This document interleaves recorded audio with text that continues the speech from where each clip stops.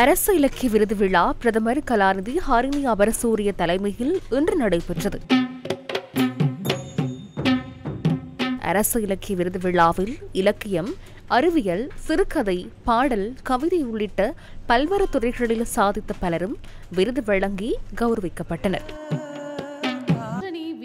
சுய சிறுவர் இலக்கியத்திற்கான விருது அம்புல் இலக்கியத்திற்காக ஆ. பௌனந்தியிற்கு வழங்கப்பட்டது.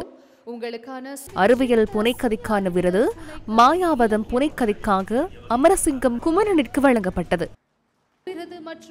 சுய பாடலாக்கம் விருது மொட்டுப்போடு பாடலாக்கத்திற்காக பாலமுனை ஃபாரூக்கிற்கு வழங்கப்பட்டது.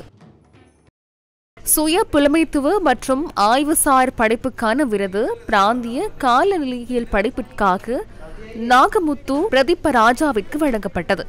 சுய இலக்கிய திறனாய்வு விருது சொற்களால் நிலம் கடந்தவர்கள் திறனாய்விற்காக ஹாயத்ரி சண்முகநாதனிற்கு வழங்கப்பட்டது.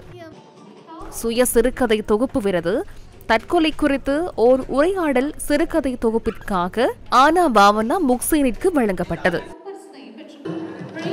சுய நாவல் இலக்கியம் விருது உதிர்கனா இலக்கியத்திற்காக பிரேமினி பொன்னம்பலத்திற்கு வழங்கப்பட்டது.